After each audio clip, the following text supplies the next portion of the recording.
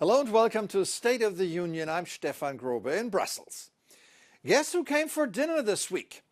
For the first time in 5 years, Chinese President Xi Jinping traveled to Europe. A visit short on substance but rich in symbolism. It started in France and then continued to Hungary and Serbia, two countries that are close with Russia. A subtle reminder of where the Chinese actually stand. In Paris, Xi's talks with Emmanuel Macron and Ursula von der Leyen were dominated by a looming trade conflict on electric vehicles and Ukraine. The latter is a particular concern for Europe, as Beijing has sharply increased its sales of dual-use parts used in missiles and drones to Russia recently. European efforts to convince China not to support Moscow sounded rather academic. We count on China to use all its influence on Russia to end Russia's war of aggression against Ukraine. President Xi has played an important role in de-escalating Russia's irresponsible nuclear threats, and I'm confident that President Xi will continue to do so. Obviously, Xi's visit to Europe came at a time of geopolitical uncertainty against the backdrop of rising political violence in Europe. Remember that German member of the European Parliament who got beaten up by 4 strangers a week ago? And then there is the increasing usual violence, I'm afraid I have to say, against Jews and Muslims in our societies. This week, the Turkish president pointed this out, but qualified that violence against Muslims was receiving less attention. Antisemitizme karşı gösterilen hassasiyet ne yazık ki İslam düşmanlığı ve ırkçılık kaynaklı saldırılardan esirgenmektedir. The hatred of Jews and Muslims has reached levels that should worry everyone. Amplified by social media, it is no longer a fringe phenomenon. In a new study by the University of Tel Aviv, for example, a global trend of anti-Semitic incidents has skyrocketed at a rate unseen since World War II. And it started way before the Hamas attack against Israel and the war in Gaza.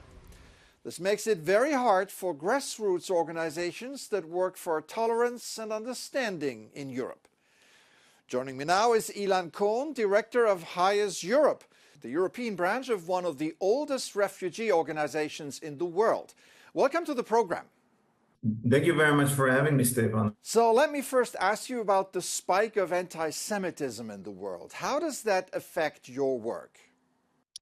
Well, as our roots are very much within the Jewish community, we started off helping Jews before we became a generic humanitarian organization, helping all refugees, no matter who they are. But now also we have to be mindful of our operations in Europe or in the US when it comes to receiving people in our offices, like almost every other Jewish community organization in Europe.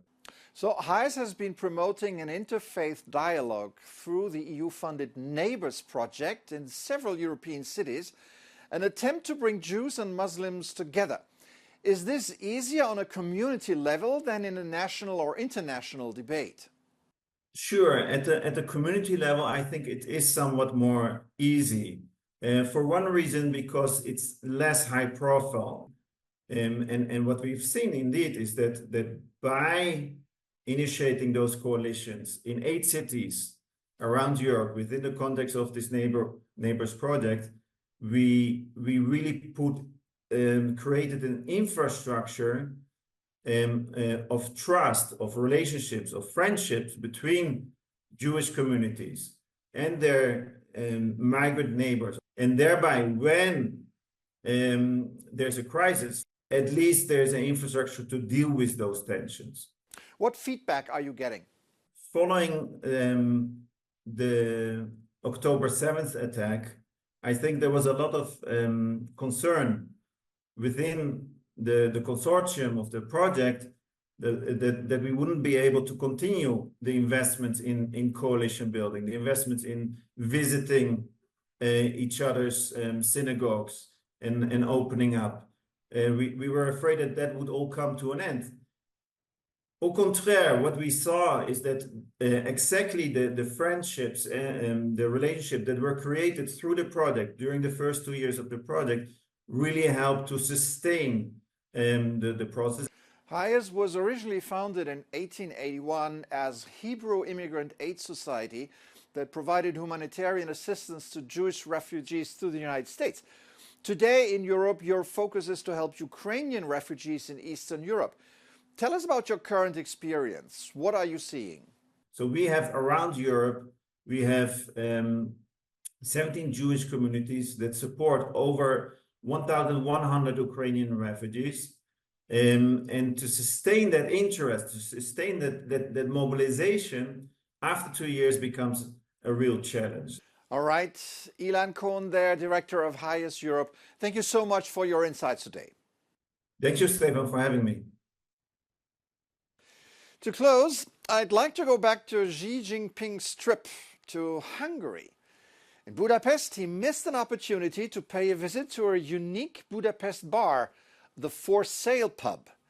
Maybe it's because the watering hole has always been a symbol for freedom. It's named after an old For Sale sign that the owner found when he bought it. What makes the pub unique is its thousands of handwritten notes covering the walls and the ceiling. Often written in the visitor's native language, the notes offer greetings, thoughts, and political messages to communicate with future guests. The pub is always full. Not bad for a place that doesn't advertise and has no social media accounts. But that's the power of free expression. That's it for this edition. I'm Stefan Grobe. Thank you for watching. Have an excellent week.